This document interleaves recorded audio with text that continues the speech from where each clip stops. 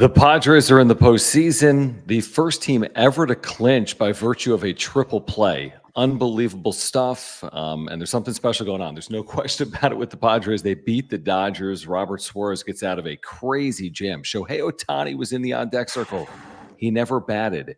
And the Padres win it 4-2. Make your way in. It's going to be a long one. We can't wait to react to it all. Padres win. They're within 2 games of first place in the division. As you make your way in, you know the deal. Subscribe. Smash the like button. Follow us on X at John Schaefer at Jim Russell SD. We appreciate the generous supers that have rolled in and will roll in here tonight. If you want to support the channel, if you want to make sure you get your comment on screen, click the $ below the chat box. If you want to support by becoming a member, click join down below. Jay Cronenworth, Shildt and Profar, and then the triple play started and turned by Manny Machado that will be remembered forever by Padres fans as the Padres beat the Dodgers and remain alive for an NL West crown. They remain alive for a bye in the National League as well. A night to remember, no question about it, Jim. I don't know where to start. Like, that was the most incredible ending to a game to like Clint. I mean, this just because of the circumstances, right? Because of what was at stake and what is at stake.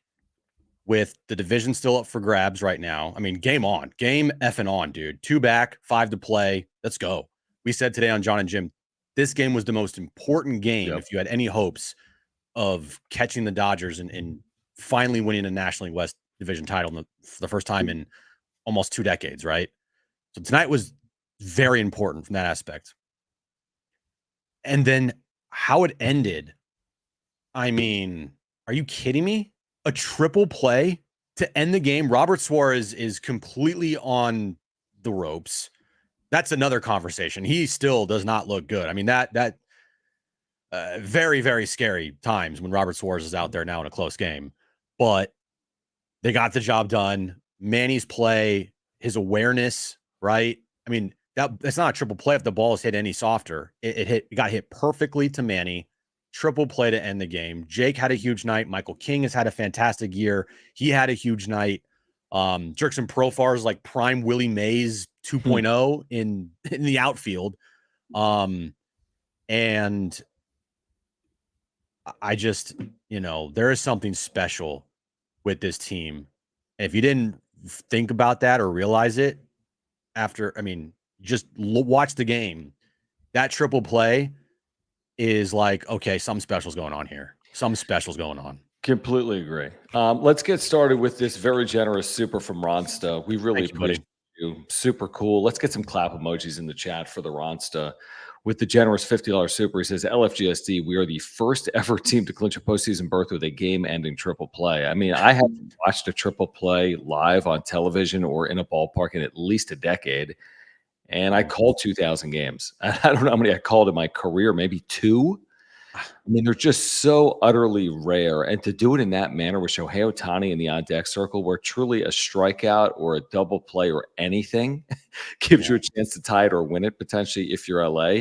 And just Manny Machado's awareness to know all circumstances at all times. It's not like he's thinking third to first there. It's not like he's just settling for anything. He's immediately thinking, let me turn this thing as quickly as possible. It was not the easiest turn in the history of the world. He wasn't standing on third. He had to move to get to third. So the awareness by Manny Machado, who's had this unbelievable 80-game stretch, just unbelievable, as good as you can imagine, and to cap it with a Manny Machado defensive play, and we've seen dozens over the last 6 years in the Padres uniform, was really a thing of beauty, is what it was. To end it like that is a 1 in a million. Jim, we've watched baseball our whole lives, and baseball will throw you things that you've never seen before. And a triple play to clinch a playoff spot at Dodger Stadium against LA. Are you kidding me?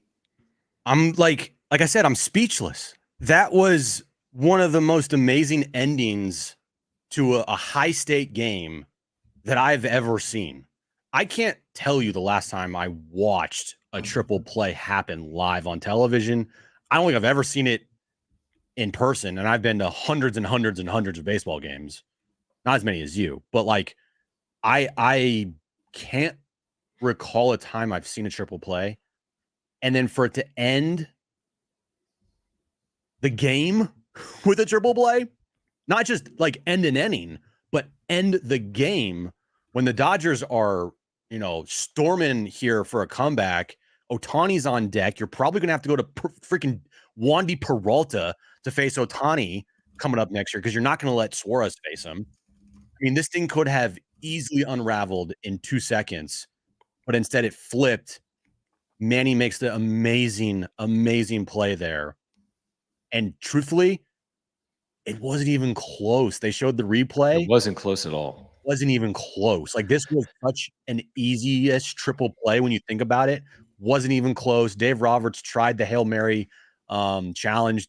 Obviously, it didn't work. And I'm going to pull this up here because did you hear what Shildt said postgame? Yeah, about Seidler. Oh, maybe I can't pull this. Don't pull anything up. Well, find Jim on Twitter. Don't pull anything up tonight, Jim. I'm telling you, don't pull anything up tonight. Oh my God, I can pull it up. It's fine. No, but if it's video, it becomes risky. It's not play-by-play though. Jim, listen to me. Don't pull it up. I'm just telling you, don't do it. Okay.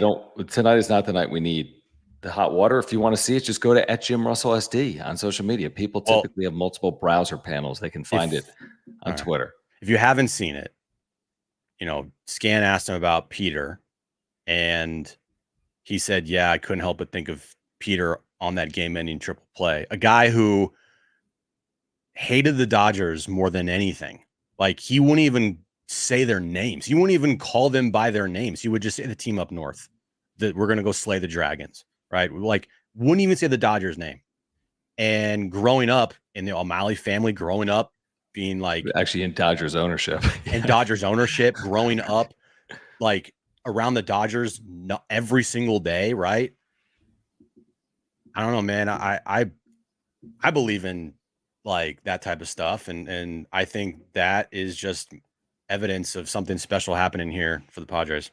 I mean, I'm crossing fingers because I know that all of this is going to be determined coming up starting in a week. Mm-hmm. So, and they've put themselves in a position where they have played like the best team in baseball for 2 months. They got to do it for 1 more month.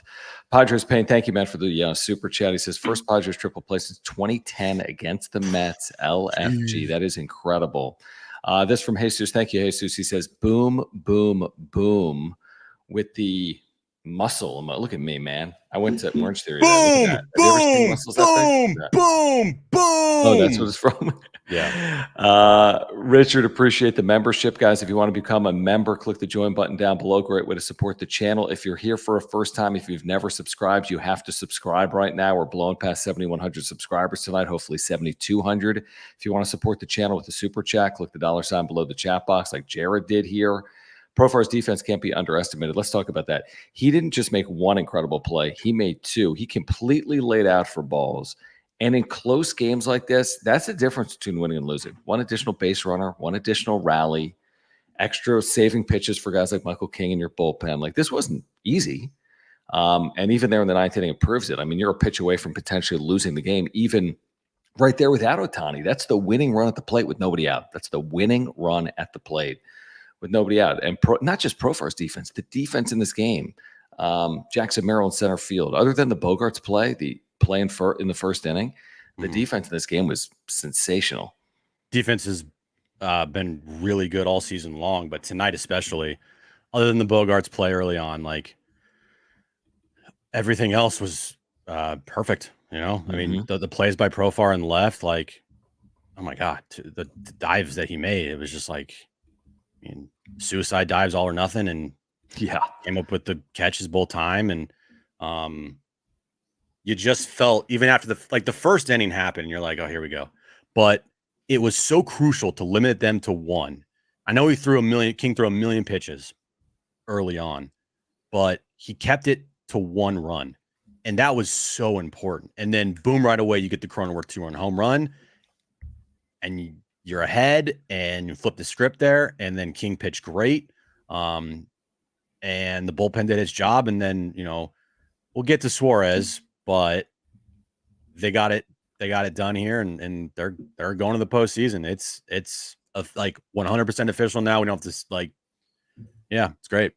It was really a headsy play by Cronenworth to get Betts at third on that double steal attempt. It's really bad base running by Mookie Betts in the first inning. Yep. He prevented Michael King from needing to throw more pitches. He threw something like 23, 24 pitches in the first inning. It easily could have been a 30-pitch inning. Michael King ends up going 5 innings, does not allow an earned run in the game. And it's just the little things add up to wins. And the Padres made more of those little thing plays in this game. They made like 5 of them, and the Dodgers just didn't here tonight. A credit to the Padres. Again, they're 8-3 against LA this year. By the way, Dodger Stadium was 30% full in the bottom of the 9th inning, and it was only about 70% full during the game, which is really, I mean, truthfully, that's pretty pathetic. It's pretty pathetic. That one, Homie's Garage, thank you for the super chat. He says he's Manny effing Machado. If they gave out MVPs based on half seasons, he would be, a top 2 candidate for MVP behind Shohei Ohtani in the second half. But he's been brilliant, man, in all facets. In all facets, he has been utterly brilliant for this team, and he's playing like a guy that could carry a team in October. That's how he's playing right now. They are getting contributions from everywhere, and their stars are stepping up. And the thing about Manny is every time he goes to the plate, you're like, all right, he's going to do some damage. Like, he is such a threat at the plate. Right. It kind of almost feels like on the reverse when Ohtani's at bat, right? When Ohtani's up there, you're like, oh shit, don't leave one over the plate. Same thing with Manny. Don't leave one over the plate. He's going to do damage. Like, he's so locked in. He didn't have like a big offensive night, but I mean, still, every time he goes up there, it's you make a mistake, he's going to make you pay. And then his defense, again, incredible. And I mean, it's just, going back to how pathetic it is that Dodger Stadium isn't full for a team about to, potentially clinch another National League West division and against your rival now in a really good matchup. And you look at the upper bowl and the corners are completely empty. And then in the 9th inning, you have half the stadium full. You heard Don kind of, ribbing the Padres fans. There was 53,000 people there. Okay. No, there weren't. Okay. Yeah. Vector 53, man, thank you for the super chat. Guys, if you're here, please subscribe. You're on content for Padres fans. The Padres are heading back to the postseason for a 3rd time in 5 years for the first time in franchise history. Vector 53 says, amazing play to get the clinch. Hate to be a spoil sport, but they have to address the closer situation, in my opinion. Just seems like they are playing with fire. I mean, I would tend to agree. I really do. With as many options as you have, guys like Jason Adam and Tanner Scott and Jeremiah Estrada and Brian Hoeing, and I'm missing others, you got to be really careful, is what I would say. You just got to be so damn careful. You're not spinning triple plays every night. I promise you that. We're not seeing another one from here on out. And if we do, I hope I'm wrong. But you can't rely on something crazy like that, a one in truly a million play to transpire. I got serious concerns with Robert Suarez. I would not throw him back out there in that spot to start the postseason. I just would not do it. And I'm going to stick with that probably from now until the end of the postseason. Truthfully, I don't trust him. It's a damper on the night for sure. Because you would have loved a 1-2-3 ninth from Robert Suarez and no drama. And triple play was cool. Triple play was fucking awesome. Okay, don't get me wrong. It was fucking amazing. But if you would have told me you end the game on a triple play, but Robert Suarez is like leaking, or you have a 1-2-3 from Robert Suarez, completely boring 9th inning, I'm taking the 1-2-3 inning from Robert Suarez, completely boring 9th inning, and it's not even close. I agree. With the triple play, it is going to, I think, for some people, maybe not a lot of people, but for some people, maybe not realize, oh shit, there's a problem at the back end of this bullpen. And I know the Padres will realize that. I know they were going to talk about that, but we said a week ago, or maybe it's just a couple of days ago. My days are all mixed up. The time to make a move has to be now. Because if you don't make it now, you're not making it game 1 of the wild card round or the divisional round. I mean, they kind of made it. Remember, over the weekend, they went to Tanner Scott, and then they went back to Robert Suarez. He wasn't available. Suarez was not available that night. Whatever. I mean, Tanner Scott can close. He can close, but and truthfully, honestly, I might go with Jason Adam. I'm an idiot. I didn't realize Jason Adam pitched in this game already when I tweeted that out. Yeah, I'm sorry. Jason Adam. He pitched last inning. I know. I was outside grabbing a water jug. I'm sorry, I didn't see it. I truthfully, honestly, did not see Jason Adam in this game. All I saw was Where was Tanner the water Scott. jug in the Pacific Ocean? I was doing stuff. I was getting ready for the show. Anyway. All right. Let's keep moving here. E-Racing with Tail, thank you for the super chat. He says LFGO, like let's fucking go. That's F the Dodgers, postseason bound. Suarez still not good at all. We've been talking about it, and we will. It is the damper, like you said. I think it's a good point. Like lost in Suarez is the triple play. Like he'll forever be the guy that was on the mound when the triple play was turned. So like, oh wow, what a great moment. Well, a run was already in. The first three had reached in the inning, and it was a hard hit ball to third. If that ball's 3 feet to the left or right of Manny Machado, Dodgers are winning this game. So yeah, they got fortunate, but they won the game. And we can talk Suarez a lot between now and next Tuesday if they play in the wild card, or a week plus if they win the division. Jared, thank you. He says Profar's defense was clutch all game. I mean, just Profar's year was clutch all season is how I'll remember Jerks and Profar in 2024. I would say Profar's year has been insane. Like utter insanity what he has meant to this team. And it all started, Jim, we talked about it today. It all started at Dodger Stadium, and Will Smith called him out 6 months ago. And he's basically made him pay with his actions, with his play for the last 6 months. The Profar year, I mean, should deserve like its own movie. I mean, you just sign him to a $1 million contract. No one has any expectations for him. Truthfully, it's like, hey, we need a stopgap here. And I don't care what anybody says. That front office, nobody thought Profar was going to put together this season. Nobody. I mean, he's putting together a type of season that, you're $25, $30 million player. Like, truthfully, with everything that he brings to the team, everything in the clubhouse, everything at the plate, his energy is infectious.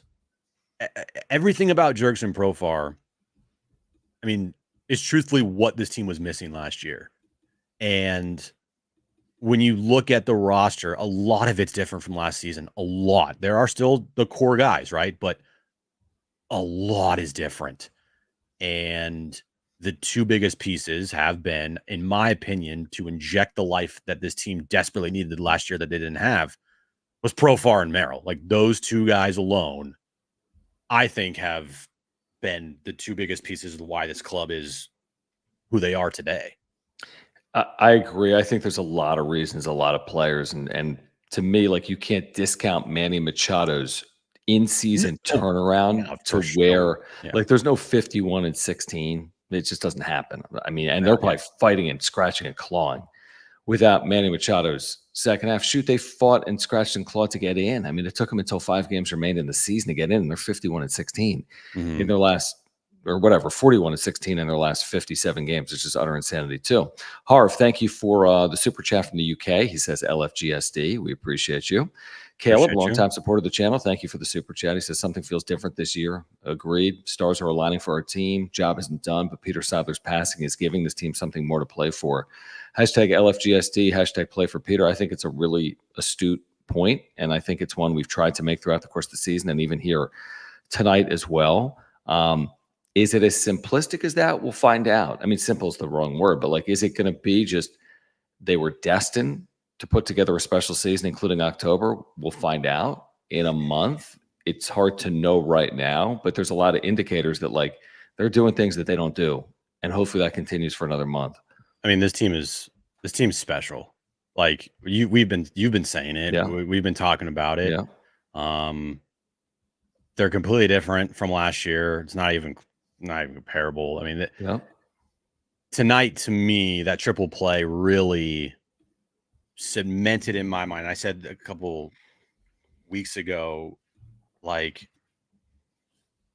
if they were to do it any year to win a World Series, like this feels like it. Things change. I get it, right? They could be out in 2 games next week if they're in the wild card round, or they could be out in 3 in the division round if they win the division here. I understand that. But I mean, we've been watching sports forever. Everybody's watched sports, right? Yep. I mean, and sometimes you get a feel. When you see a team, you're just like, oh, something special, man. You just feel it. You're like, man, that team is special. Like, it just would feel like a shock if they didn't win it. Sure. Right? That's how I feel about this team. I feel so confident about this team. And I've said this for the last month, right? I was putting them in the postseason September 1st. You're like, hold on. I was like, they're in. But tonight, Dodger Stadium, triple play to end the game against the Dodgers to clinch a postseason berth. I'm sorry. The team is special. They just are. And I see people in chat, jinx. No, fuck that. No, it's not a jinx. It's not. No, I would say a jinx is if they're in the World Series and up like 2-1. You're like, they're going to start celebrating. Like, oh, they won. No, like, no.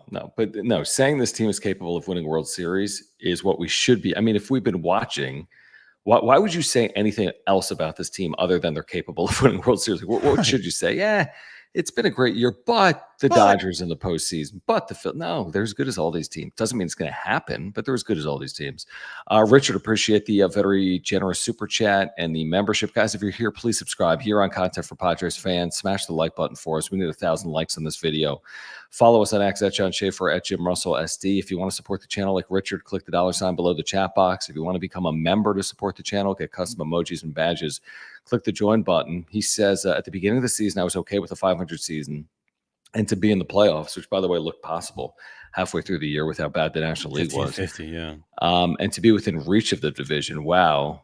Let go Pete with smiles, or let's go Pete with smiles. I mean, the fact that they're 2 games out in the division for the first time in 15 years after this offseason, with the passing of Peter, with the Dodgers spending spree, with the Padres trading Juan Soto, with the Padres changing managers, is incredible. It is a complete miracle scenario, in my opinion, that it's played out in this exact manner to this point. Now, it's not finished.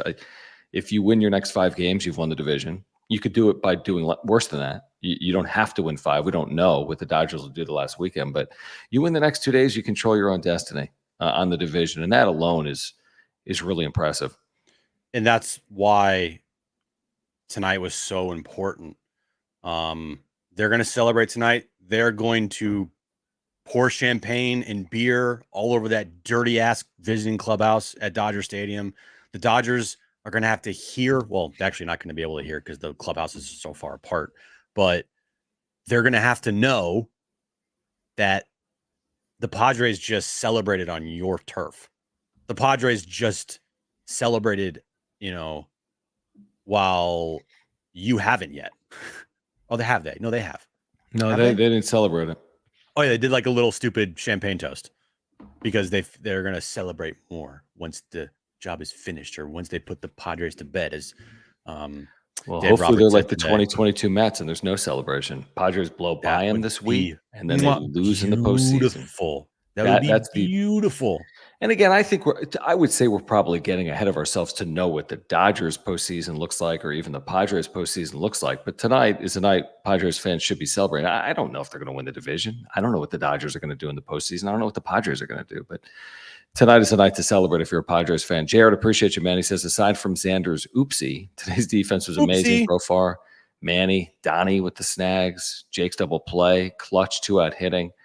LFGSD. Let's talk about Jake. He had done nothing all month. I mean, nothing. So he rips a 2-run homer with 2 outs, 2-out, 2-run homer. He rips an RBI double. Think about that. He had done nothing. He had fallen off the face of the earth for a month, and then shows up against the Dodgers. Have you heard that before? Jake Cronenworth shows up against the Dodgers. Could you consider him a Dodger killer? I mean, he doesn't Maybe. Two huge games. I mean, the games will be remembered by Padres fans for forever. Right. The two of the biggest games. You're right. The biggest wins in the history of the franchise. Right.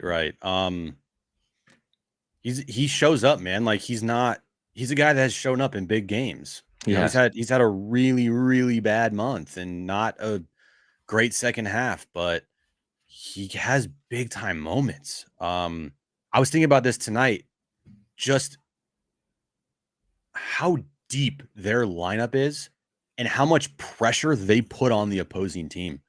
Oh, it's amazing. That's a great point. There was not one pitcher tonight from the Dodgers. Well, maybe that one guy was throwing 100. What's his name? You're saying for LA? For LA. Was it Enrique Hernandez? Was that his debut? That was his debut tonight. Or Edgardo. Enrique. Oh no, is Enrique Hernandez. Yeah. That was his debut tonight. Yeah. He pitched an inning, struck out 2, gave up a hit, but my point still stands. Like, no, Henriquez. Oh, sorry. Yeah, Henriquez. Yeah. Henriquez. Yeah. My point stands. Like, they put pressure on you, no matter what. Like, they don't strike out a lot.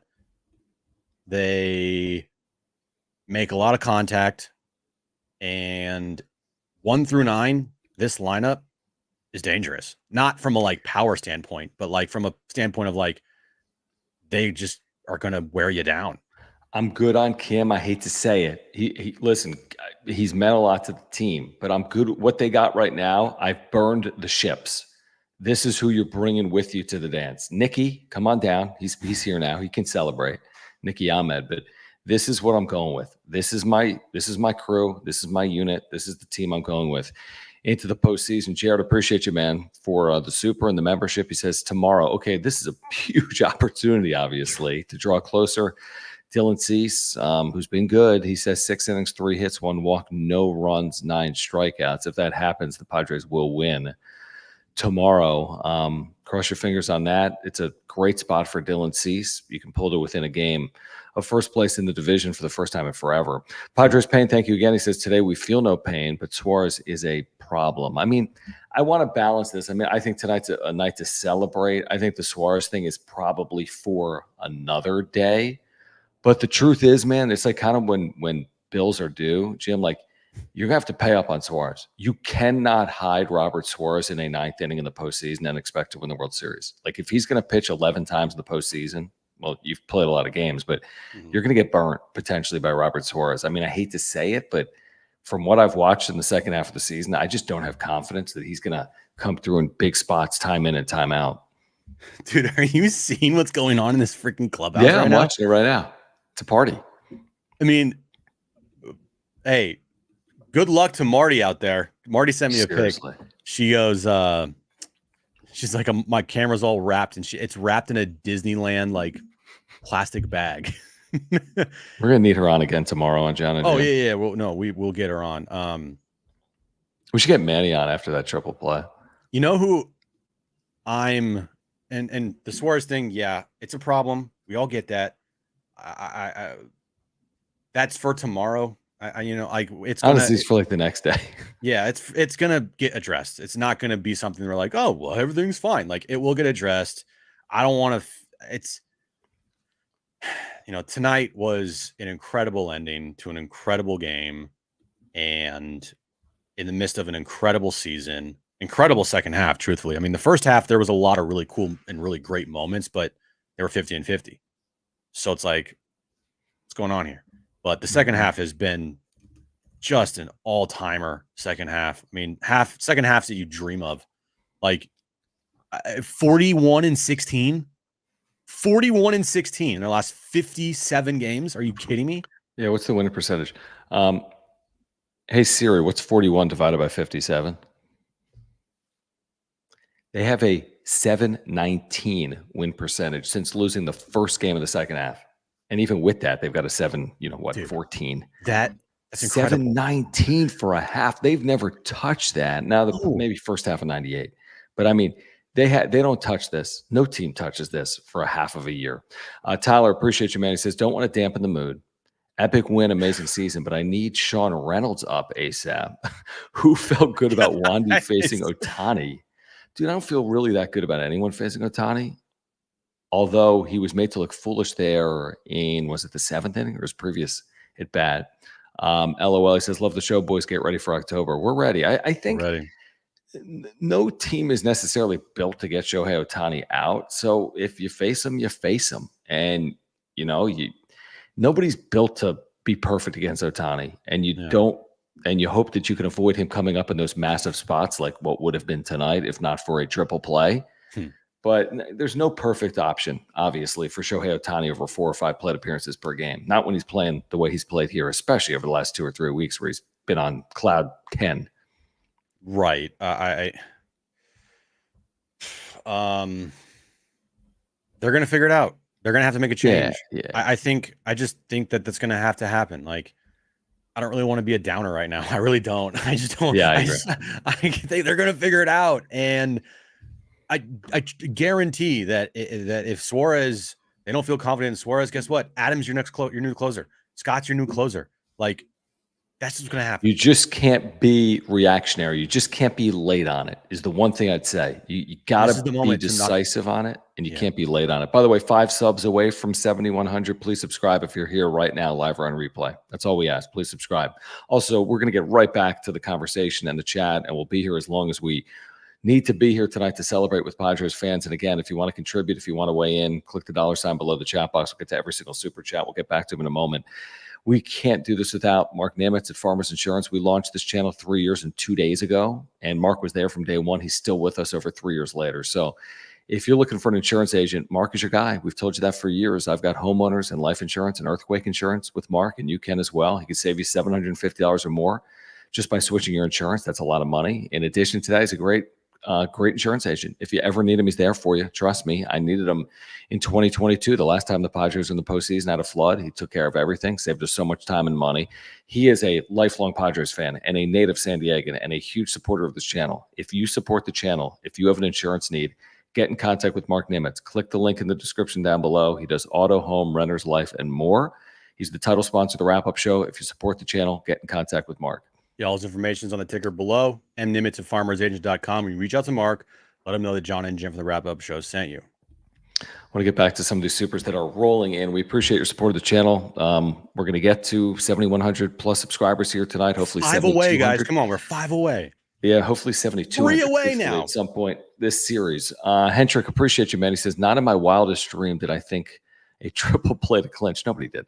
Suarez looked cooked after broken bat single, Ohtani on deck, crazy play, LFGSD. It's true. Like, you could come up with every scenario in your head.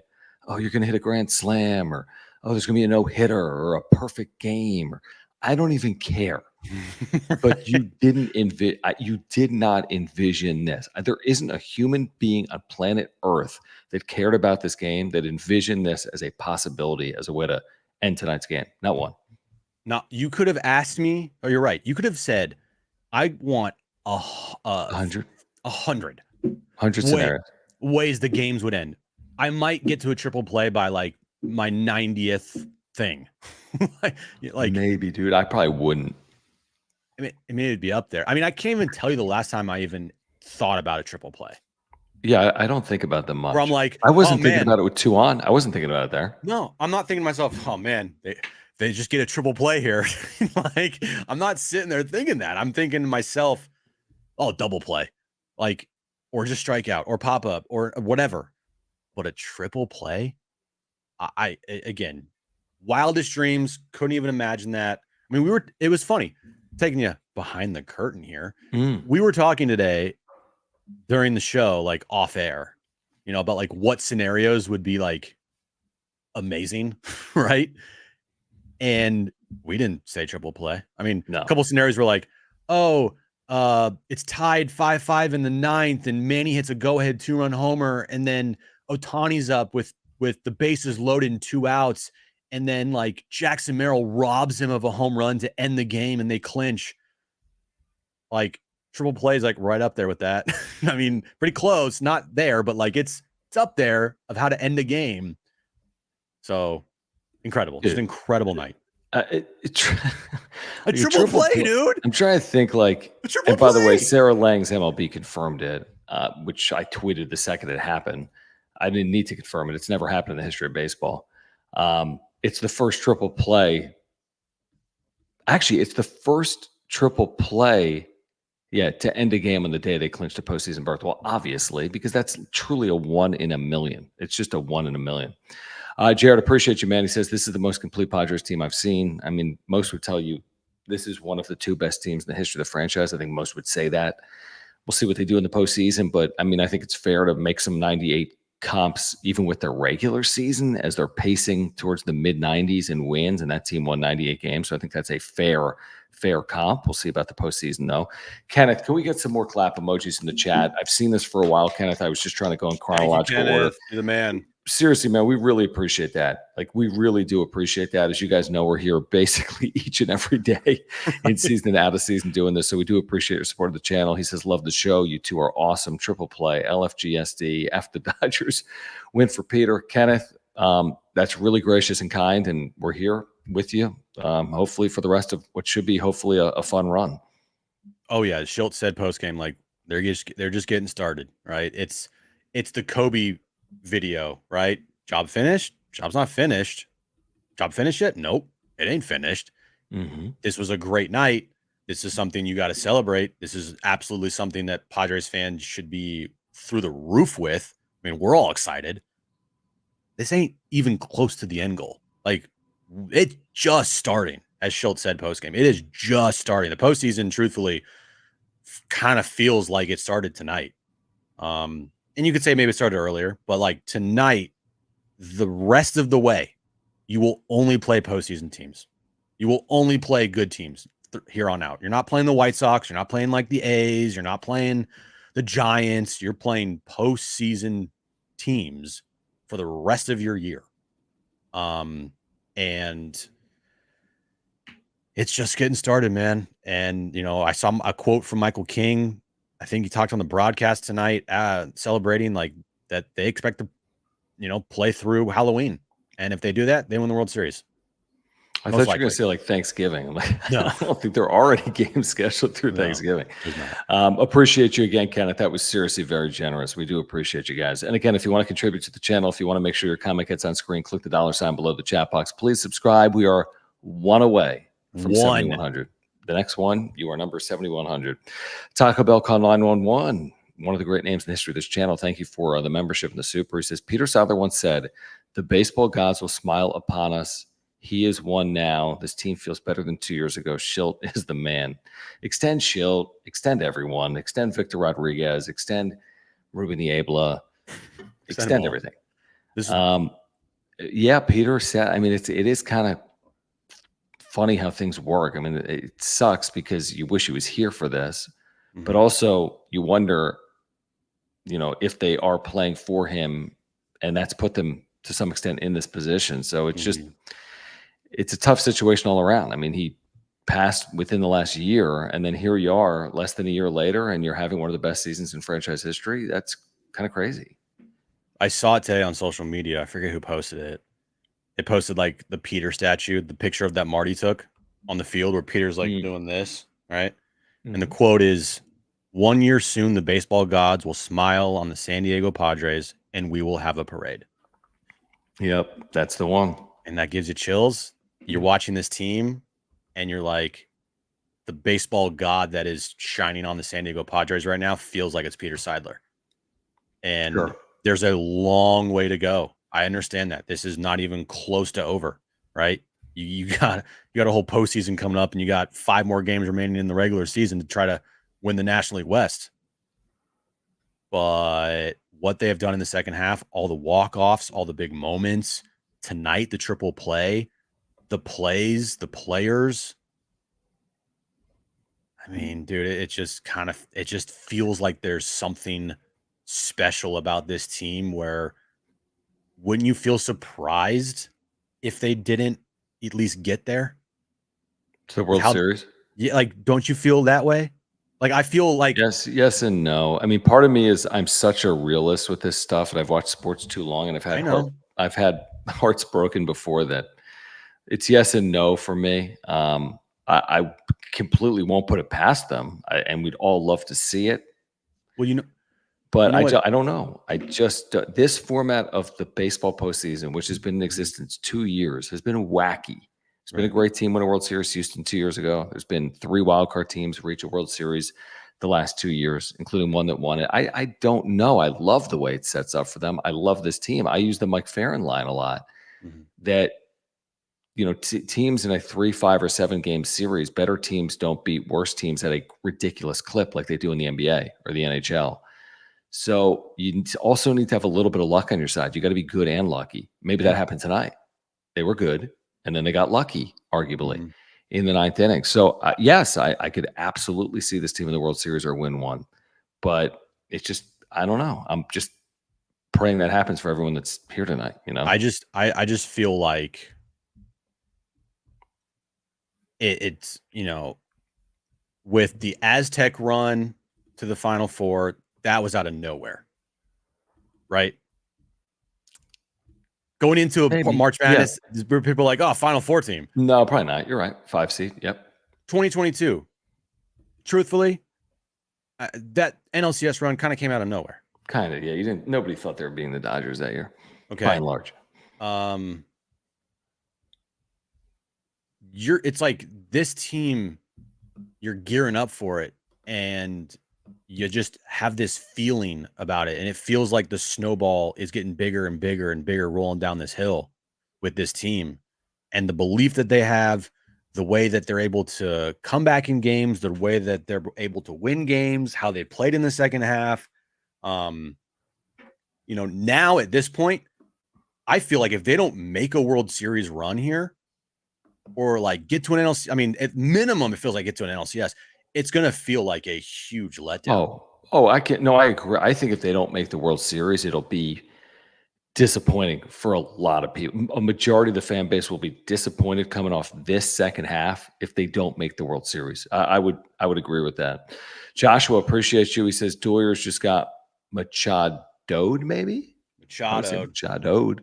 7,100. Thank you, guys. Yes, let's go. Let's keep it going. Let's get to 7,200. Let's keep this thing going. Let's go. And make sure to smash the like button tonight. Yes. Can we get 1,000 likes on this video tonight, live or on replay? That'd be sweet.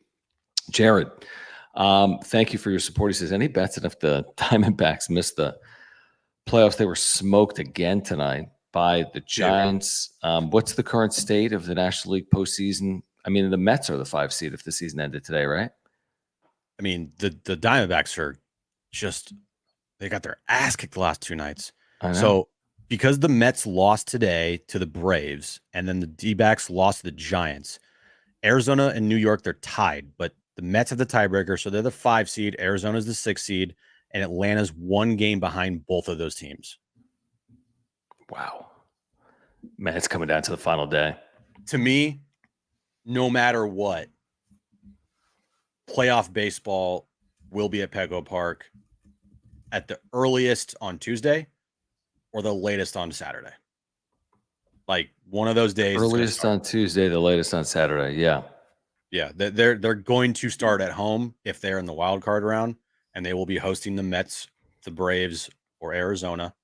If they can pull this thing off and win a freaking division and pull off the miracle finish, then they will be hosting on Saturday at Petco Park. I mean, again, starting the series, you said, man, nobody has swept the Dodgers at Dodger Stadium this year. And I like saying that because I'm trying to do the reverse jinx. But once you win a game, it's like, well, you don't have to win 3 straight at Dodger Stadium now. You got to win 2 straight, beginning with Dylan C. So it's not, as we said to start the show today on John and Jim, it's far from an impossibility. It wasn't likely heading into the series. I don't think it's likely right now. I don't think the odds suggest you're winning the next 2 games, but you can absolutely win the next 2 games, especially with Dylan C's pitching tomorrow night. Audrey, appreciate the super chat. This is an interesting analogy. This team feels like the Saints after Katrina. LFG. It's interesting. It's interesting. I mean, the way the city has just rallied around the San Diego Padres in general since Peter Seidler became primary owner, just in general has been unbelievable. I mean, you could like put the 2 next to each other, Dodger Stadium and Petco Park. Like at Petco Park tonight would have been going absolutely bonkers. And Dodger Stadium, even if they would have won tonight and even if they clinched their division, there's nobody even there. There's like 9,000 empty seats. There was not, I mean, I don't know how many people were there tonight, but not what there should have been. I know that. Dude, even in like the 5th inning, there was a shot of the corners of both the of them, upper bowl. 3 sections. There's like nobody there. Give me a break with this 53,000 crap. And by the way, the Dodgers, while they lead the league in attendance, does anybody realize that their stadium holds like 58,000 people? Yeah, it holds like 50 something. So that's the difference. When Petco, the max capacity is I think 45, 46. You can they've announced 46 a couple times, 47 maybe once, but yeah. Guarantee you if Petco had a capacity of 50 or even 55, they'd be passing the Dodgers. They'd be passing the Dodgers. So they kind of cook the books a little bit just because of how big their stadium is. It's one of the biggest stadiums in all of baseball. It's the biggest stadium, I think, remaining in baseball. It's the biggest. It's the biggest. Big Jan SD, thank you. He says, if Shildt keeps Suarez in the closer role in the postseason, I will never forgive him. He's the only liability on this roster. LFGSD clinched. I don't know if it's all Shildt. I don't know if it's the front office. I don't know what they're going to do. I don't envy it. It's kind of like who starts in the wild card round. If you're in the wild card round, I don't really envy those decisions. Who gets the ball in the 9th inning to start the postseason? I don't necessarily envy that decision. Let's just hope they pull the right string, is what I would say. No matter who it is, let's just hope they make those right decisions collectively as an organization, because that is a little bit of a tricky situation they found themselves in somehow. I mean, I just think that they're smart enough to realize the opportunity they have here and the easy fix that can be made, instead of just being like, hey man, we're really loyal to this guy. He's an all-star. He's saved 30-something games this season, blah, blah, blah. I'm sorry, dude. You have the best opportunity to win a World Series. The team is special. And to have it be ruined because you're afraid or you're not willing to make a change at your closer with 5 games remaining in the regular season, that's going to be a tough pill to swallow if they don't do it. It's going to hurt and be very upsetting if they don't make a change and Suarez blows some saves in the postseason that cost them. It really is, because they have the fix literally staring at them in the face with Scott or Adam. It's not that hard. By the way, shout out Jesse Agler, who did say on the radio broadcast tonight, best case scenario here obviously would be the triple play, which I'm not even thinking about. And he did set up the sequence by saying that tonight, which is pretty unbelievable, truthfully. Wow. Curious, creative, not talented. Thank you for the super chat. He says, can we please start referring to it as the Michael King trade? Not yet. Definitely not yet. No, Soto's had an amazing year, guys. That's what I was going to say. And the Yankees are going to be in the postseason. And shoot, you could square. I mean, imagine that. Imagine the Padres against the Yankees.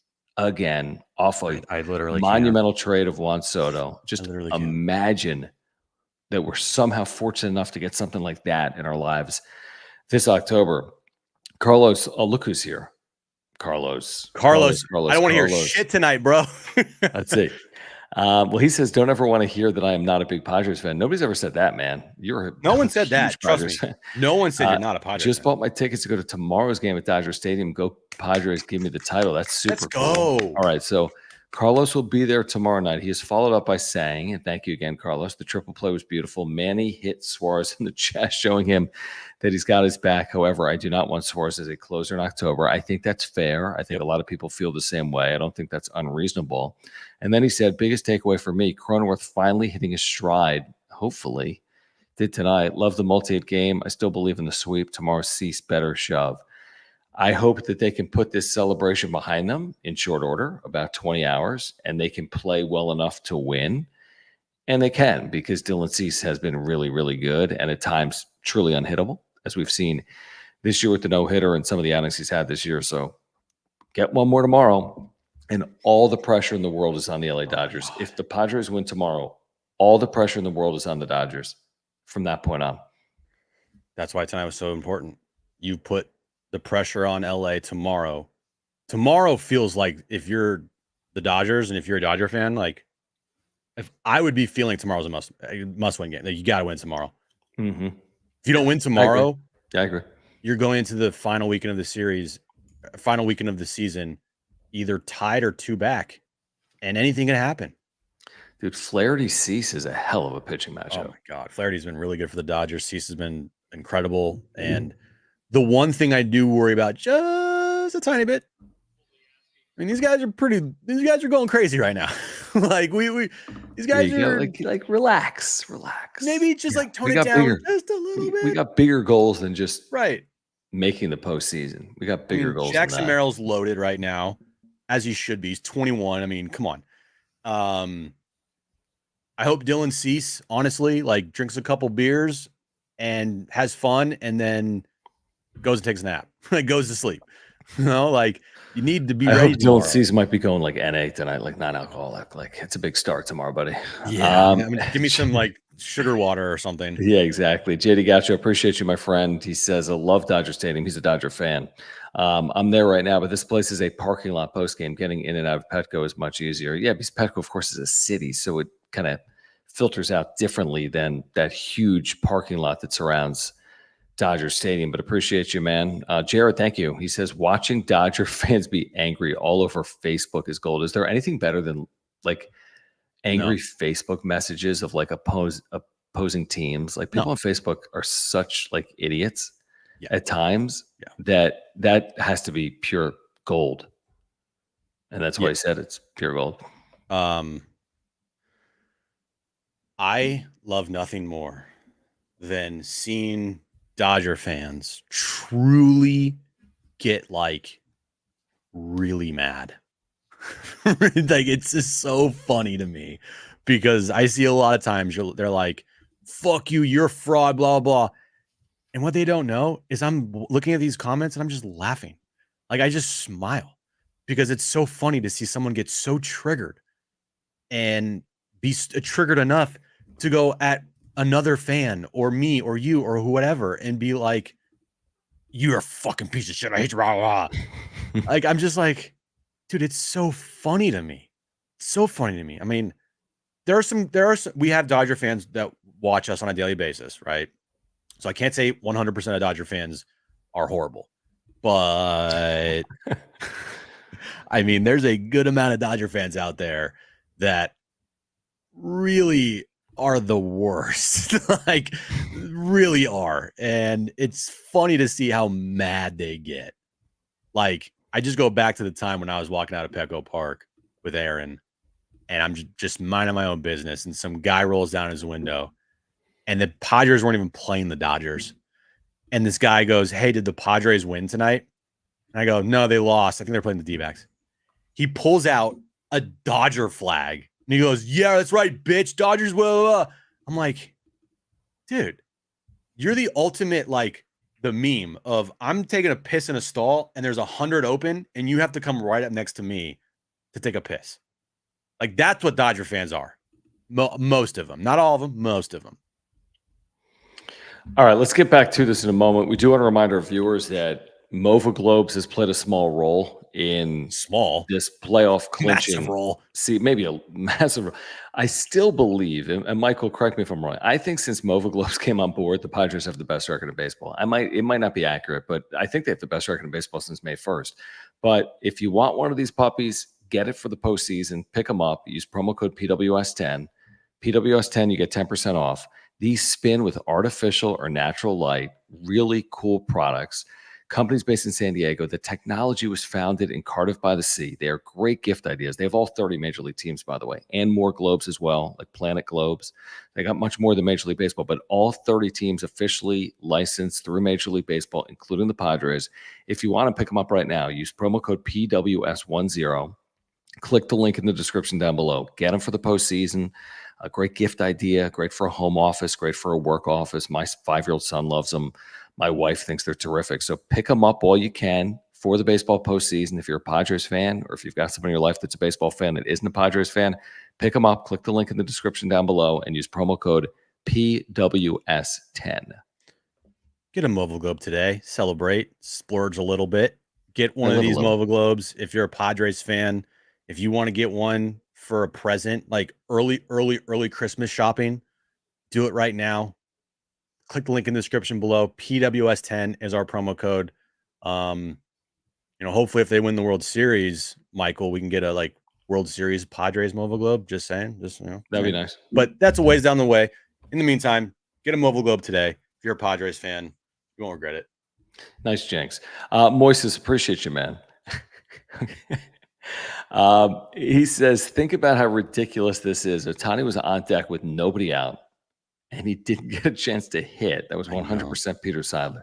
That is basically absurd. I know this. Ohtani's not thinking, man, if there's a triple play here that could keep me from batting. And this, he's no outs. He's not batting. I mean, nobody's thinking he's not batting in the inning, including Mike Shildt, including Manny Machado, including Jackson Merrill. I saw the ballpark cam shot from straightaway center field, and Merrill like starts sensing it at second when they get the second out, and he starts like running around like a kid. Well, he is a kid. Yeah, But he he's starts 21. just running around like a madman, sensing that they're about to turn a triple play to Triple clinch a play. touchdown. I mean, I'm like, 3 outs, 1 play. Are you kidding me? The more we talk about it, I'm like, no, that didn't happen. That happened. It did. Rocket, appreciate your support of the channel, man. He says it's been a while since I sent a super, but love everything y'all do. We appreciate you, man. He says LFGSD and FTD. What's that mean? Oh man, I know this one. I'm so fuck the Dodgers. Okay, like that. Such an idiot. I don't know what like PRB means. This team is not finished yet.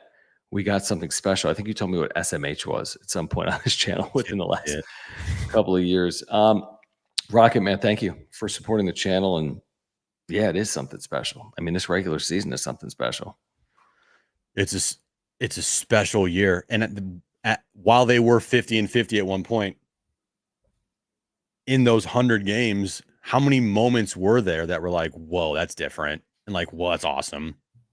You know, how they played against the Dodgers, the walk-offs, Jerks and Profar, Jackson Merrill. He didn't truly like launch and take off until this stretch here. Like August was the coming out party for Jackson Merrill. Like when I left for Europe, that's when Jackson Merrill decided to turn into like the most clutch player in baseball. Mm-hmm. And then the Cease no hitter. Like a lot of the moments, like the big time moments, happened in this 41-16 stretch. Yeah, I mean, shoot. I mean, there's the Luis Ariz walk off against the Dodgers, the Tatis comeback against the Cubs, Jerks and Profar, the Mr. Irrelevant game against the Dodgers there. You know, you had a couple other walk offs by Higgy and Cronenworth and Solano, and then you get to the second half and you're like, no hitter. Jackson Merrill game time home runs and go ahead home runs every single day. Manny Machado turns into MVP. Joe Musgrove comes back and pitches amazing. Darvish comes back, triple play to make the postseason. Like, it's incredible. Just watching what Shildt said post game here in the clubhouse. He said, "You're killers. You're absolute killers. All right. So I'm super proud of you. We're having a blast. We're getting after it. We got something else to finish. So he's basically saying, like, before you end up getting blacked out here tonight, Right. let's remember we got a lot still in front of us, including tomorrow night at Dodger Stadium. Hendrick, thank you. He says Arizona half game behind the Mets. What I don't even know what the standings are. You pulled them. We talked about it 5 minutes ago. I know it's going to be tight between Arizona, New York, and Atlanta, and it could come down to that final Sunday for seeding and who's in and who's out, based on what's playing out right now. Yeah, Arizona is, yeah, you're right. Half game behind the Mets. My thing does not update. What the So yeah, your phone is you always screw that up. Arizona's a half game behind the Mets. Mets are the 5 seed. Arizona's the 6, and they are a half game up on Atlanta for the Get a new 6th phone seed. to match your new computer. I literally just got a new phone. Get another one. JD Gaucho says this was huge. So again, Mookie had the base running blunder. I thought a third in the first inning. Then in the middle of this game, he struck out with the bases loaded. That was a huge spot in this game as well. That's a really good point, JD Gaucho. Thank you. Carlos, appreciate you again. He says, just saw a video of the boys celebrating. Might have bought my ticket to see them lose tomorrow. Boys going to be hung over like a horse. Too many beers. It's not a straight line like that, baseball. You know what I mean? It's not. There's no guarantee that the day after you clinch, you lose. But it's a big game. It's a big game tomorrow. That's for sure. That's why the most important person in that clubhouse that can't get blacked out is Dylan Cease. Yeah, exactly. Right. Like, We're gonna need him tomorrow. Like you're gonna need to maybe have a couple, but take it down a couple notches. Like, have a kombucha or something. Yeah, no doubt. Right? Like maybe a non-alcoholic kombucha, or maybe one with some alcohol. Andrew, appreciate you, man. By the way, we've outlasted the Padres.tv post-game coverage from their clinching celebration at Dodger Stadium. Andrew, appreciate you. He says, love the win. LFGSD. Mary Jim sucks too. Mary Jim sucks too. What? Okay. Thank you, Andrew. Thanks, buddy. Audrey Amazon appreciates you. Scott in the 7th to face Ohtani was the right call. 3-run lead against 6 through 9 hitters with Suarez was AO right move. Close game. Shildt doesn't do that. Yeah, I mean, they went for it, if that's the point. I mean, there's no question. They certainly went for it. And I think they were trying to set it up, obviously, for Robert Suarez in the 9th inning. And it worked out, quote unquote. It worked. I don't think it is the way they drew it up. I mean, I don't think Shildt was sitting there like, triple play incoming. All I know is if the same thing plays out again tomorrow, I'm once again worried. I'm not going to sit there like, oh, they got this, By the way, we're seeing an uptick in people joining us now since the Padres post game is over. Thanks for joining us. Hit that like button. The Padres, yes. Hit that like button. Hit that subscribe button. We're over 7,100. Let's get to 7,200 before the postseason starts. Next Tuesday at the earliest, Saturday at the latest. Trying to win the division. Triple fucking play. Amazing night. I mean, I'm already seeing pictures being uploaded to Getty, and they're incredible. I mean, just like, it's just, man, what a night, dude. What a night. And it makes it that much better that it was not only against the Dodgers, but it was at Dodger Stadium. Nothing is better than pinching on the road.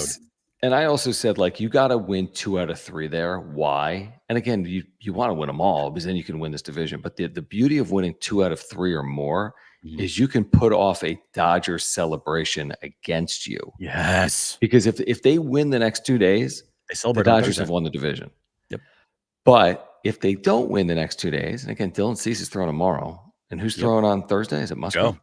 Yeah. So, I mean, you got a good chance to win the next 2 days and certainly got a very good chance to win at least one of the next 2 days. But if you can do that, if you can avoid losing the next 2 games, you'll avoid the Dodgers celebrating against you in their home stadium at Dodger Stadium. So there's just so much to play for. I mean, tonight was really, really good, but there's still so much to play for right now for the Padres. And I'm talking about in the regular season. Like, you've come this far. You haven't come this far just to come this far. You got to go finish this off. And I think that was Mike Shilt's point in the clubhouse within the last hour. Grit Squad, appreciate you. He says, I still believe in Bob. Manny said, we got your back. Oh, and Robert Suarez. Gosh, yeah. Manny said, we got your back. Okay. Yeah, I like that. I like that. I mean, I haven't lost all faith. I've just lost some faith. I mean, it's not great. It's not great right now. I don't think he should be the closer anymore.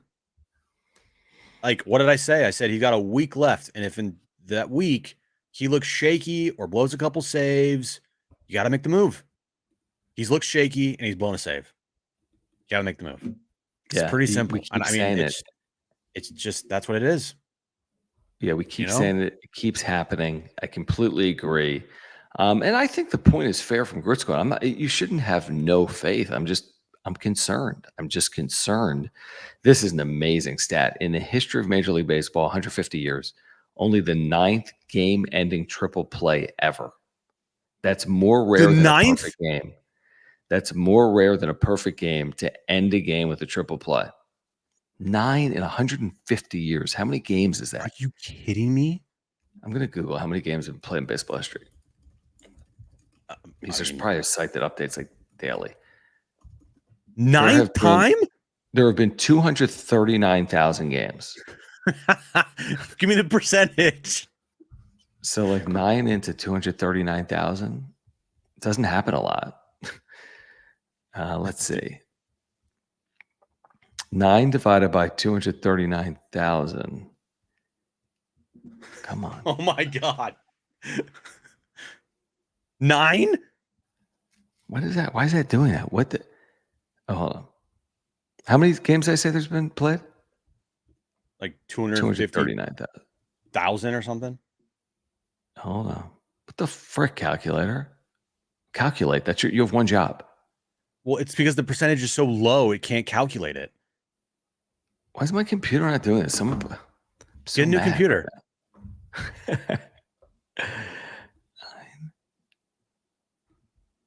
Hold on. This is how often it happens. Here are the odds of it happening, Jim. There's a 0.00003% 0.37% chance of that occurring. A 0.000037%. Now, it's only happened one time in 239,000 games ever in a clincher, but there haven't been that many clinching games. But the odds of it are you got as good of a chance of probably getting struck by lightning, would be my guess. What the F, dude? And look at us. We all survived tonight's lightning storm. SJL Stevens, thank you for the super chat. He says, thanks for the coverage and the content. Appreciate you, man. Seriously. And guys, we appreciate it. Please subscribe. If you want to support the channel, if you want to get your comment on screen here tonight, just click that $sign below the chat box. We want to get to 1,000 likes. We're about to hit 800 live viewers right now in the wrap-up show. Retweet your post. I just retweeted. I just did. Look at cool. Look at Twitter. I just did. Dude, I'm not looking at Twitter. I'm just asking you to retweet it. Hendricks says, did Supers cover Jim's new MacBook yet? No, because Jim's an idiot and spent $3,000 on his computer. Yeah, there's a little bit of a problem. Dude, I didn't even spend like $3,000 on my Volkswagen Jetta. How about the consolation is that, at least I have a new MacBook right now for this week, and then I'll have a new one next week too in the postseason, and we're good, right? Yeah, definitely. I mean, all I know is your computer better work in the postseason. That's fine. By the way, my computer, I found out everything's it wasn't broken. Everything was fine. It just needed to cool down, and then now it works fine. Oh yeah, it's perfect. Everything's fixed. Carlos, thank you. Since I've known you, you've had so many issues with that computer, but somehow it takes a licking. It keeps on ticking. Carlos says Estrada has looked really good. I think his stuff plays better in October for swing and miss. Estrada, Adam Scott, Suarez should come in. Non-safe situation. It'll be interesting, man. Like I said, with the rotation, I don't know what they're going to do with the rotation, and I don't know what they're going to do with their bullpen, but clock's ticking. They have two great options, and I hope they choose one, because it can't be Robert Suarez. Sorry. I mean, it's just as simple as that, dude. I mean, tonight was amazing. The triple play is amazing. The celebrations that happen right now is amazing. Jackson Merrill is loaded. Tatis is wasted. They are just, it's an incredible time right now. But the damper of everything is this Robert Suarez situation. The triple play is the mask, is the lipstick on the pig of the Robert Suarez spot right now. Mm-hmm. It's really nice lipstick. It's great lipstick, but it's not covering up the fact that you got a exposure problem. I'm trying to think of another thing that can occur in a baseball game that's, or even in sports, that's very random. Kind of like a 110-yard kick return. It's more random. Well, I don't know. You know my point. There's some random things that occur in baseball, and a triple play would be one of them. Thankfully, they benefited from it, but it's not like Suarez earned a triple play. Does that make sense? You don't earn a triple play. You let 3 straight to reach and a run was in. So it's not like you earn a 3 up and 3 down save. That's the ideal outcome. Again, we're going to remember this for forever because the way it played out. It's just, again, it's not like the guy pitched beautifully. That's far from what happened. He got hit hard, 3 straight singles, and a rocket to third that turned into a triple play. In the line, you're in trouble. Yeah, you're in major trouble. He had maybe 1 swing and miss that inning. Maybe. SJL Stevens, thanks, man. He says, how pissed must that team be? Over $1 billion. Ooh. And being handled by another that completely cut their payroll, and the cartoon image of Ohtani holding a limp bat on deck after the triple play. LOL. Yeah, I mean, again, I'm not yet at the point where I'm going to be oh my gosh, Dodgers, you spent all this money, you haven't won crap, because I don't know what they're going to win and what they're not going to win. But in the moment, I'm going to celebrate this. I promise you that. I'm going to celebrate that. And I know that the Padres, if they meet up again in the postseason, the Padres are in a very good position. Again, I can't guarantee they're going to win a series against them, but I know they're set up to win a series against them because I've watched this play out all year long. Watch this team play the Dodgers, like you said, all year long. They're now 8-3 versus the Dodgers this season. They've truthfully not had, maybe 1 bad game against them this year. 1. Maybe 1. There was one. Yeah, maybe one. And that, how it's set up, it just gives me so much confidence going to a postseason series if they meet up, that I'm not scared of the Dodgers. Like, yeah, I'm scared of Ohtani and Betts, but overall, I'm not. They don't look as formidable and scary as maybe in the past. And even then in the past, it's like those 100-win teams all choked in the postseason anyway. I mean, they got pitching problems galore. They got bullpen issues. Their lineup's really good, but I mean, if Ohtani has an off night, look what happened tonight. Ohtani played well. He had a double in the first inning, Yeah, I but thought the this was a second, homer. me too. I was like, oh shit. But you know what beats good hitting in the postseason every single day of the week? It's pitching. Right. Not even close. We've seen Ohtani's career to this point, and he's had some amazing seasons, but that alone doesn't result in a million wins. And I love the tweet I saw like within the last couple of weeks. Like, imagine a team that had like Albert Pujols, Mike Trout, and Shohei Ohtani on it. Like, yeah, we saw that team for 10 years. They didn't win shit. They didn't win Like, anything. yeah, you're right. I mean, listen, can a lineup bail you out? Yeah, you can win a game with bad pitching when you have Shohei Ohtani, Freddie Freeman, and Mookie Betts. They're capable of single-handedly, or that unit of scoring 8, 9, 10 runs and bailing you out. But to consistently bail out average pitching, and it's not that they have average pitching. Their pitching is better than that. It's just there's teams in baseball, including the Padres, that I'm taking their rotation over LA's. This has been costly for LA in 2022 and 2023. I don't know if it will be in 2024 or not. Maybe their offense is historically good. Maybe their pitching gets better in the postseason. Maybe they can overcome it. But, again, I think I'm taking my chances is the point. I'll take my chances because I feel like to some extent, at least, the Dodgers are susceptible. And certainly against the Padres, they are, because the proof's in the pudding. The Padres are 8-3 against LA this year. That's all I need to know. What other part about the Dodgers besides Shohei Ohtani right now truly scares the hell out of you? Well, I mean, I think bets against the Padres is insane. That's just in general. Bets against the Padres is like Michael Jordan. And he's a great player. Freddie Freeman is a damn good all-fields hitter. I would just say their lineup. I looked at their lineup tonight when it came out. And I'm like, wow. It's scary. Yeah. It's scary. But you're right. I think where the Padres are more complete is they have the lineup. It's not Betts, Freeman, Ohtani like probably, but it's still more than good enough. And then their rotation is better, and their bullpen is better, and their bench is good. So that's where they're more complete. I think the Padres are overall a better team than the Dodgers. I think from on paper standpoint right now, top to bottom, I think they have a better bullpen. I think they have a better starting rotation. I think the lineups are comparable for sure. I mean, Ohtani's the outlier, but I think comparably, they're both really good lineups, right? And I think Mike Shildt is a better manager than Dave Roberts. And I think the bench is comparable. And I do know in the postseason, like, anything can happen. Like, you can have the better team and you can still lose, especially in baseball. Yep. Baseball is the weird sport where you can win 115 games and you can lose to an 87-win team. Like, it's happened, and we saw that in 2022. So I understand that, but the Padres aren't this like 115-win juggernaut that's been coasting.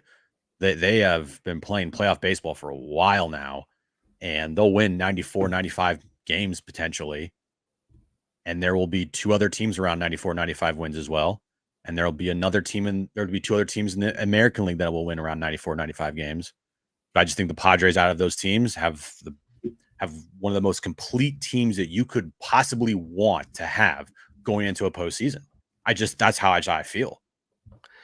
Yeah, I go back. You've heard me say this a million times now. Jeff Passan a month ago was like, hey, here are the teams that are, on their way to the postseason. And they're all the same team. No team is 20 games better than another. The variance is so little. Like, look at the 1 through 6 seeds right now in the National League, and they're separated by, 6 games, something like that.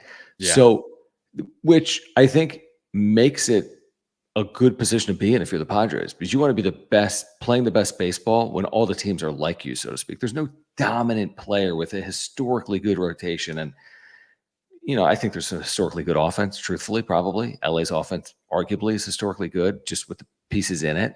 But again, I just think it's wide open. I mean, this isn't an LA 110 win team. They're not going to win that many games. They might not even win their division this year. So because it's wide open, you add in the caveat of this amazing run that the Padres are on, 41-16 in their last 57, and that makes you believe that they can really accomplish it. I think that, again, if there was that 111 win team looming, you'd be like, well, they've had this great second half, but man, Philly won at 111 and 51, but they didn't.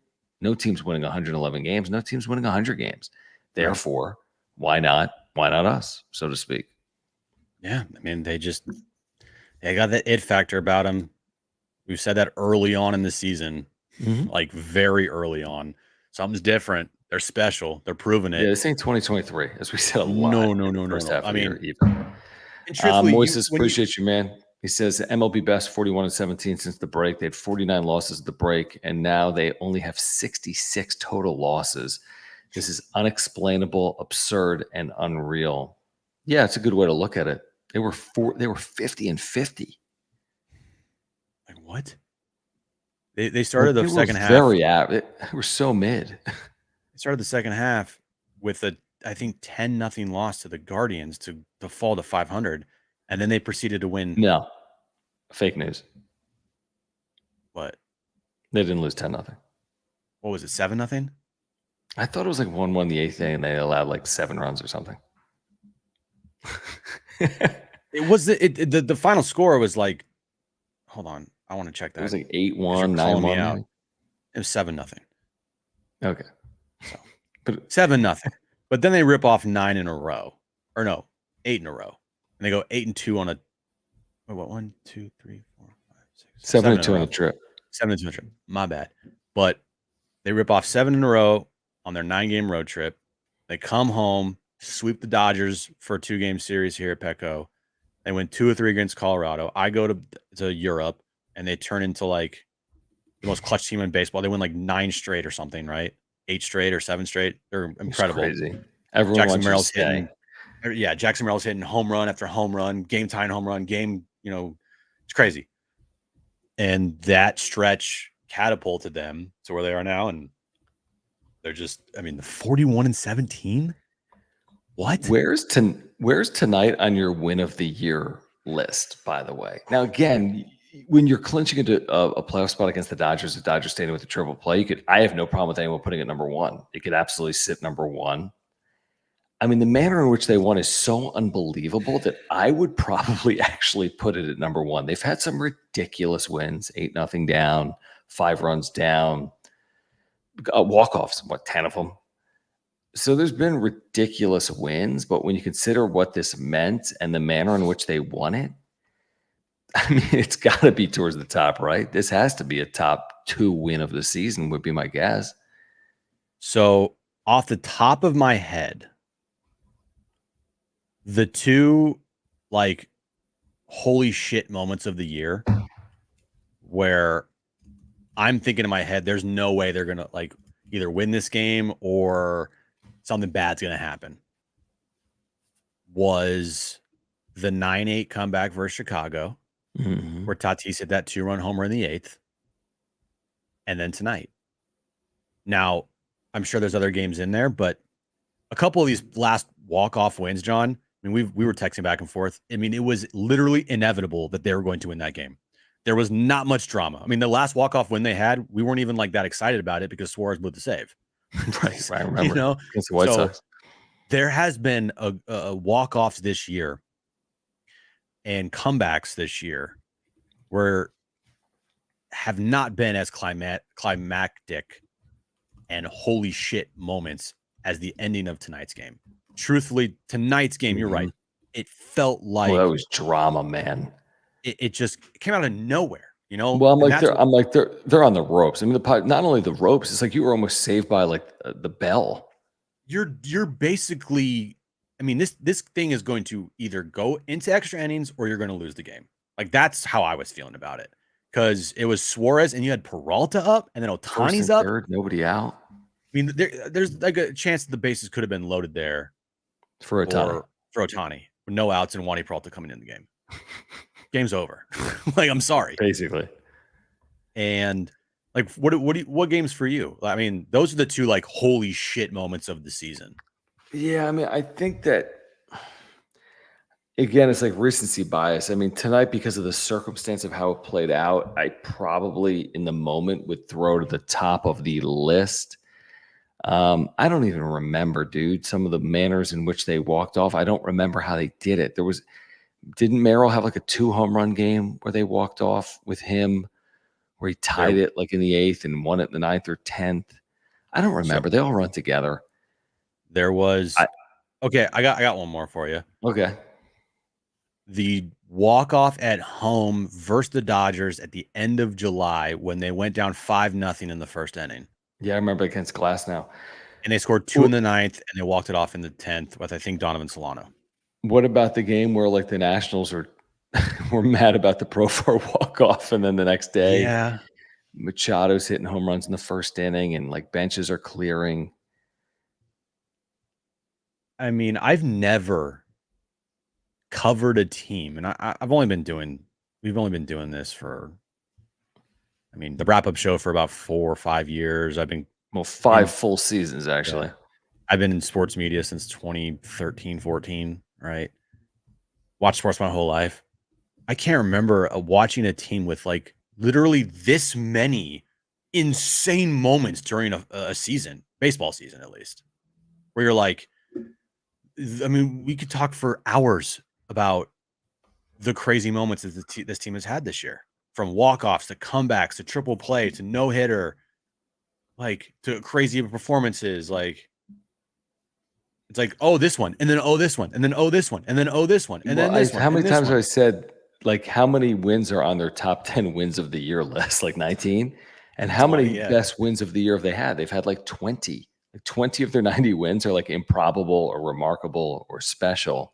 Mm-hmm. By the way, there's 800 of you here right now live, and there's going to be thousands watching on replay. If you have not subscribed to the channel and if you have not smashed the like button, please do it right now. That's all we ask. And if you want to support the channel as well with a super chat, like James, you can click the $ below the chat box. He says, and thank you, James. We appreciate you, man. Loyal viewer of the channel and supporter.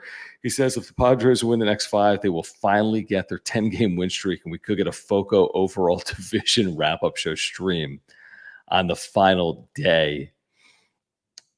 Maybe. To close by winning 10 consecutive games. Like, are you kidding? I mean, that's crazy to think about. Dude, if they win 10 consecutive games to finish the season and win the National League West for the first time since, what, 06? Mm-hmm. Over the Dodgers. Right. What are you going to do? Then there's no way they're not. I mean, there's like, it's like, okay, they're winning the whole fucking thing. Like, I mean, are you kidding me? I hope you're right. I mean, it's just like what? You know, I mean, the triple play tonight, it felt like the start of like the specialness, the special things happening to this team. Like, I think it started a long time ago. No, you're right. But like in the postseason, like we've talked about, we just talked, hey, there's been 19 top 10 moments this year, maybe more. Yeah. There is still an entire month of postseason baseball potentially to put on that list. Please. That'd be amazing. I mean, literally, the top 10 moments this season could be like all wiped out by new top 10 moments in the postseason.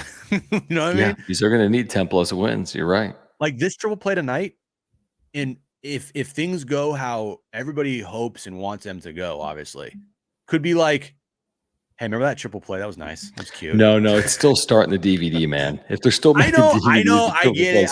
It's the DVD. It's amazing. It's a jumping off point. Still, it's like, yeah. Holy shit, Dave, appreciate you, man. Thank you for the super. He says, winning 2 out of 2 against the Dodgers is much easier than winning 3 out of 3. # probability. Hangovers might be a factor, though. Yeah, I mean, again, it's like it was a bit of a uphill climb. Sweep a series at Dodger Stadium. How often are the Padres doing that? How often are the Dodgers being swept at home? But now that you've won the first game, it's like once you're 2 for 2 in a baseball game, your odds of going, 4 hits go up. Or so it's like they got one in the bag, and now they got Dylan Cease, and then they got Joe Musgrove, and crazier things have happened. than the Padres winning the next 2 days. I know that. Crazier things have happened than that. Yeah, man. It's baseball where stuff like tonight, which has a 0.000037% chance of happening, happens. You're telling me that winning 10 straight to finish off a season to win the NL West has a lower probability of it happening than what we saw tonight? Good point.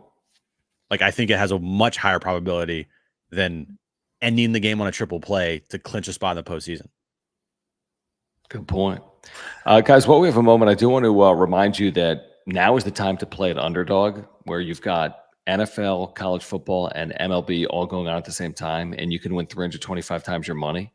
And you can get a 50% deposit match up to $1,000 if you use promo code PODSWRAP and you're supporting the channel, and you got a chance to win big. We've had some huge hits this year. I'm talking about $400, $500, $600 winners on $5, $10, bets. So use promo code PODSWRAP, PADSWRAP, and get a 50% deposit match. Plus, they're giving you these highly discounted picks. Patrick Mahomes this upcoming week, higher or lower than a half total yard. If you sign up right now using promo code PODSWRAP, he's going to throw for 1 yard. Trust me.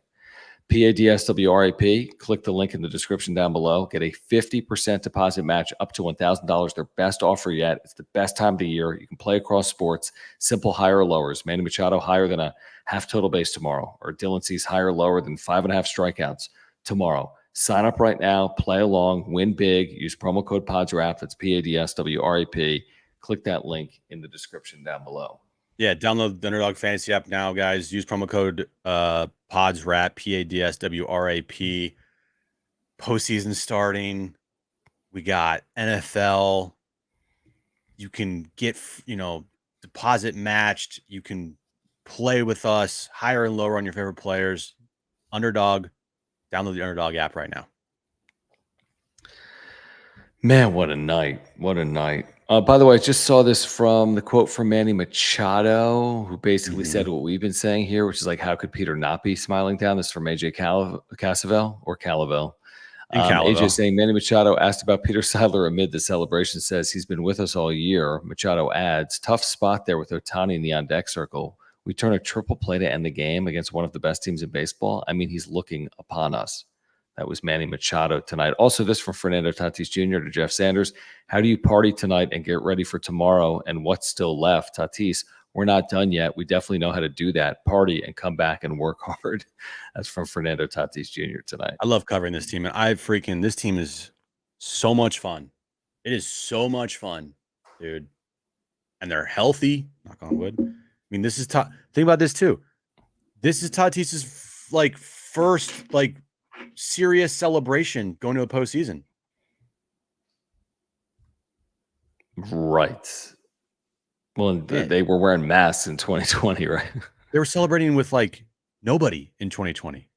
2022, he was not there. And this is, the first time he's going to be in a postseason series with fans. And we all saw what he did in 2020 without fans. And we all were hoping to see what he could do in 2022, coming back with pairing with Soto and Manny. So there's a lot of firsts here, which is pretty cool. First for Jackson Merrill, first for Fernando Tatis Jr. with, really a real postseason, right? Not playing on the road in Texas with no fans against the Dodgers. Is this the first postseason for Dylan Cease? I think it is. If I'm not mistaken, no, actually, he was with the White Sox team. Yeah, he was the White Sox. We were talking about it. They had a 2020 and 21 team, I think, in the postseason. Isn't that right? Yeah. Certainly 2020, they were in the postseason, the expanded postseason. Yeah, Luis Arraez has made a postseason. Last year, he made it. The Twins, I think he made it. Let's see. Cease in the postseason has pitched in both the 2020 AL wildcard and he's pitched in the 2021 ALDS. In the wildcard in 2020, he went 1 inning against Oakland. Remember that classic Oakland White Sox series? Oh, yeah. And then in 2021, he went 1 inning and 2/3 and allowed 2 hits and 3 runs. Okay. So that's the extent of his postseason experience. Moises, thank you for the super chat. He says, I'm the biggest Preller hater. Got to go on the wrap-up record and recognize his performance. Way to go, AJ. What a year for AJ Preller, guys. We talked about it today on John and Jim. And by the way, just put it in the chat. Please subscribe to our John and Jim channel. Plenty more on the Padres tomorrow from 3 to 6 before the wrap-up show tomorrow night, but plenty more on the Padres from 3 to 6 on our John and Jim YouTube channel. But, I mean, AJ Preller's year is executive of the year worthy. Shoot, it's beyond worthy. He should win it. He's had an amazing year. Amazing year. Not enough good things can be said about what AJ Preller has done this year. And like, yeah, we've been super critical of Preller, but deservedly so. I mean, he deserved it. Like they weren't getting it done. He's making a lot of bad moves, a lot of turmoil with the managers going, on his 4th different manager in 5 seasons. Teams not making the postseason, collapse after collapse. 2 out of 3 seasons were horrible, 2023 and 2021. And he was on the hot seat. I mean, you heard Eric Casenda in spring training, and they didn't give like the ultimate vote of confidence to AJ. It was, well, we'll evaluate everything at the end of the season. And AJ will be evaluated as well. And literally every single move he has made since has been perfect. Just about damn near perfect. And truthfully, before that, getting Mike Shildt as the manager, I was skeptical of it. I was like, I got to see this first. I know Shildt has done great in St. Louis, but I need to see it first. And the first 100 games, you're like, I don't know about this. And then he just said, okay, by the way, I win every year. I'm a manager. And so now you trust Mike Shildt. You trust Mike Shildt a lot. And he's a really great, really, really, really good manager. And you trust him. Yeah, and Mike Shilt's getting an extension off this. I mean, that's my breaking news. How could he not? Right. So he's going to get an extension off this. I think Ruben Niebla should get an extension off this. I think Victor Rodriguez should get an extension off this. AJ Preller, you could argue he signed through 2026, we believe, so he doesn't necessarily need an extension with 2 years remaining, not 1. I think that's reasonable and fair to have multiple years on the other side of this. Of course, if they win a World Series, maybe that changes.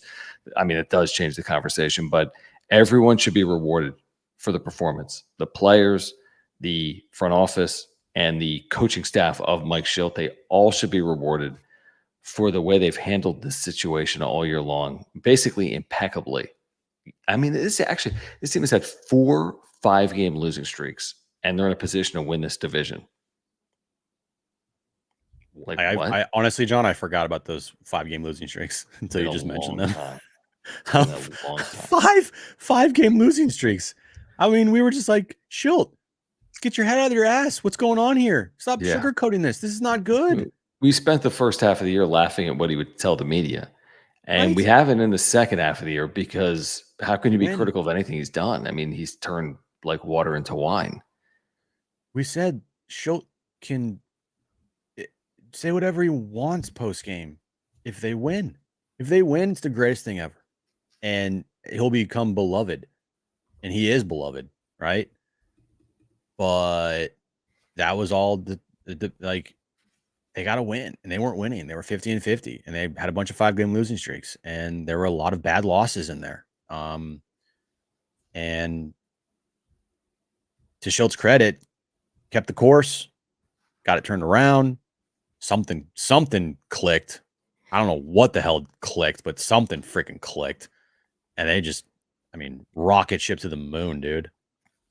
By the way, Marty Caswell tonight is hustling her ass off. Follow her channel, Marty Time TV. She has posted a ton of content from San Diego Sports 760, but Marty Time TV on YouTube. She was with us earlier today on John and Jim. She's in Los Angeles. She's posted just a conversation with AJ Preller and the players and the coaches and the managers. So if you're looking for more, because obviously we're giving you our 2 cents. If you want to hear from the players, if you want to hear from the coaches, once we wrap up tonight, make sure to check out Marty Time TV on YouTube as well. This is probably our longest show of the year, truthfully, at an hour. Well, no, the one show that we watched the freaking end of the Washington State, San Jose State game when I think one. Shit, you're right. That was like 2 days ago. Right. Actually, what am I talking about? We started the year with the Korea show. You did the second Korea game alone. It was a 4.5-hour game. I was sitting in my chair in my room. How miserable was that? No, it was great. The game was fucking awesome. But it was 2 a.m. So what? The game was great. I was sleeping. Remember, I went to my bed and like passed out like during the channel or the show. No, honestly, like the second game, I had a lot of fun. I had a lot of fun doing that. Just first game was tough. Well, I knew the first game was tough. Second game was fun because they won, I think 14-11. Manny had that big home run, and it was cool because I get sleep all day because we didn't have to do John and Jim that day, so I was fine. That was fun. That was our easiest, longest show. That was like more like a watch party. But, yeah, it was a watch party. Man, tell you what, dude. What a freaking night. But by the way, I haven't even thought about this. So Slot and Easy saying in Dave Roberts we trust, you should bunt and move the runners over for Ohtani and Betts. Yeah, probably. Although if you bunt, you're going to walk Ohtani in that spot. I'd load the bases with 1 out. Yeah, I'm loading the bases with 1 out for Betts. So Betts is either going to tie it up or win it or lose it or do something. But that's probably accurate. You probably are bunting there, right? Well, maybe not. It's first and third, so you're just going to bunt to move a guy from first to second? No. I don't think so. I'm sorry. Did you read the quote from second? Did you read the quote from Preller? It's first and second. You read the quote from Preller. What was the quote from Preller? Everybody in this room loves Peter Seidler, the Seidler family. He'd be happy and proud of us. He's probably the one that directed that ball to Manny. That's what everyone's saying. Yeah, man, I believe in that type of stuff, and I just you have Peter as the person and the watching down on this team, and it's hard to not kind of believe that after what's happened this year already, and it's just hopefully starting into the postseason here. And man, I know I would be extremely disappointed if they don't like at least get to a World Series or win it right now, just with how crazy the second half has been. Who doesn't feel like that? That's why. I mean, everyone here is on cloud nine. I mean, put it in the chat. Everyone would be disappointed if they didn't make the World Series. That's the whole point of fandom, and this is like the second best Padre regular season team ever, arguably. So how could you not be disappointed if they didn't make the World Series this year, based on everything that they've accomplished to this point? You should be disappointed if they don't make the World Series. That's what I would say. Yeah. Now this is, I mean, the most wins since 1998 for a Padres team, and it's the second best team right now since it's the best team since 98. It's the most wins since 98. I mean, the funny thing is, though, I mean, yes, we're going to remember this team for a long time. There's no question about that. But I mean, I kind of stick by like you're kind of remembered for what you do in the postseason too. I think this team's remembered either way, and we're going to celebrate this team. You know, it's not like San Diego's won 21 World Championships, so it's not you're going to get lost in the shuffle. That's not what's happened. We're going to celebrate this team no matter what happens. I'm confident in saying that. But it's only half the story. The other half of the story is what you do in October. Like we've only seen half of the story. The other half of this story will play out in October. To your point, it could be over 2 or 3 days, or it could be over 2, 3, 4+ weeks. Yeah. So that's what this team will ultimately be remembered for nationally, is what they do from here on out. What they'll be remembered for locally is really a special regular season. There's no question about it. But now you got to do the real work, because this is where teams are remembered for forever from here on out. And the thing is, like, because of how special this team has been this year, particularly in the second half, 41-16 stretch, like, are you kidding me? You want them to be remembered. You want them to be immortalized. I mean, this team is the perfect group to be immortalized in Padres history. Right. It's not like a random couple players that like you don't like. Like, I don't like that. I mean, truthfully, like you like everybody on this team. Everybody is likable on this team. Everybody has played a role on this team. Everybody has had big moments on this team. Like of the 11 walk-offs at home, I think there's been like 9 different players that hit walk-offs. Crazy. You had a no-hitter mixed in between here. I mean, in any other Padres season, the no-hitter is the number one moment of the year. Yeah, it's like no hitter. Yeah, that's like highlight. That's like number 20 in like the top 20 moments. And yeah, it's like what? And if you win a World Series, you get to a World Series and you have big postseason moments, and you get there.